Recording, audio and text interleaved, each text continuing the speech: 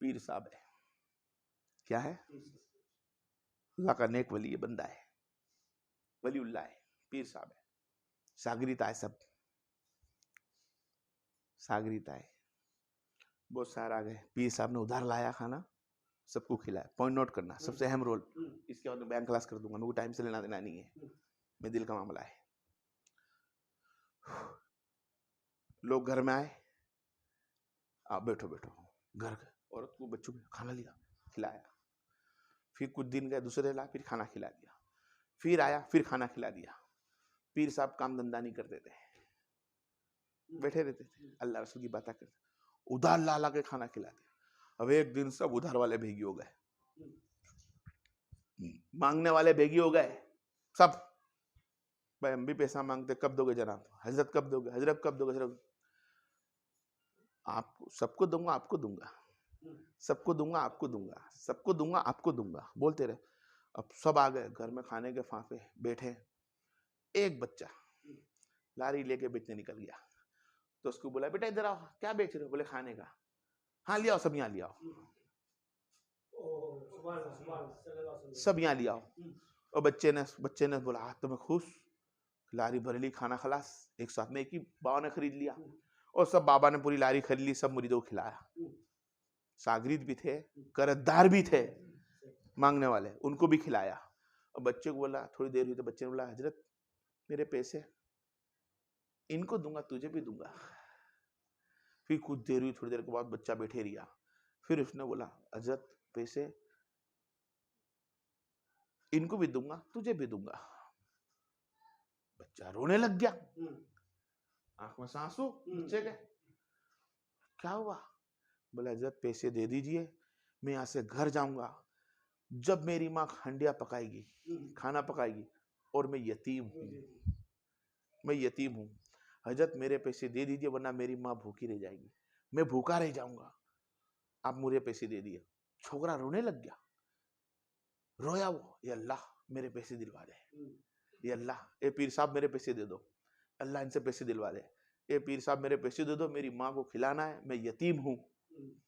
कुछ ही देर के अंदर दरवाजा खखड़ा, दहलीज पे सदाई, जनाब ये थैली नजराना। पीर साहब ने नजराना रखा, खोल के देखा अशरफिया, बच्चे को उठा के दी, पहले ले भाई तेरा नजराना, जो भी तेरा कीमत ले ले। उनको भी दी, उनको भी दी, उनको। सरकार ये सब पैसे इतने सारे आए तुम्हारे पास, तुमको थोड़ा थोड़ा पहले से दे देते। अरे नहीं थे मेरे पास, मेरे पास पैसे होते तो मैं उधार क्यों लेता, थोड़े में चला लेता।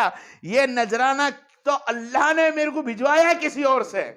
बोले अभी तक तो नहीं आया कोई नजराना देने, इतने महीनों से देख रहे।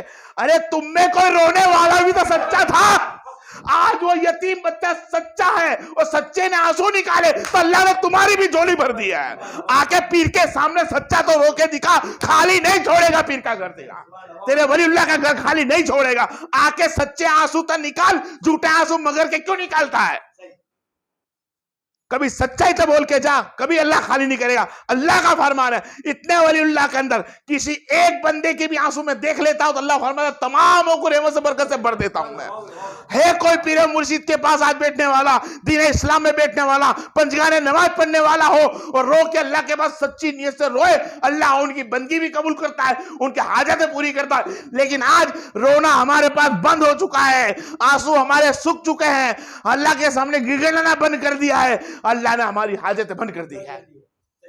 जिस तरह गैरुल्लाह को अल्लाह खिला रिया है, इसी तरह तुम्हें और मुझे खिला रिया है। लेकिन नेक आदतें सब बंद, अच्छे काम हमारे बंद, गरीब मिस्किनों को देखना बंद। अरे इस यतीम बच्चे के सर पे पीर साहब ने पैसे भी दिए और सिर पे हाथ भी फिराया, कहा अल्लाह नजराना भी पहुंचा दिया, बच्चे के सिर पे हाथ रखा, जितने हाथ पे मेरे बाल लगे होंगे तमाम मेरे गुनों की माफी हो गई। यतीम बच्चे के सिर पे हाथ फिरा कर तो देख, तेरे तमाम बाल, उसके सिर के जो बाल है उसके बराबर के गुनाह माफ हो जाते हैं। आए रोने वाला सच्चा रोने वाला है, झूठा रोने वाला ना आए। आए तो रोए, अल्लाह की बारगाह के मौला मुझको दिला दे, इस पीर साहब से मतलब पीर साहब को दिला दे, पैसे दे दे कहीं से तो मुझे दे। रो के तो देख सच्ची आंखों से। आज हमारे आंसू सूख चुके हैं, हमारे गुनों को याद नहीं कर रहे हैं।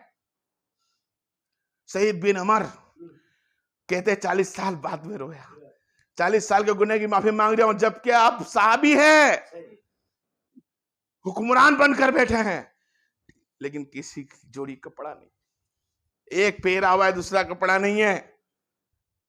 सोचे हम लोग मेरे भाई, या अय्युहल्लज़ीना आमनू आमिनून, आओ लोगो वो अदा लाओ मेरे साहबी की है। कुरान का मेन मायना यही इस बात का, कोई इसको घुमा फिरा करता मेरे को कोई लेना देना नहीं है, लेकिन मेन माथा अहमद रजा खान रहमतुल्लाह अलैह ने यही लिखा है।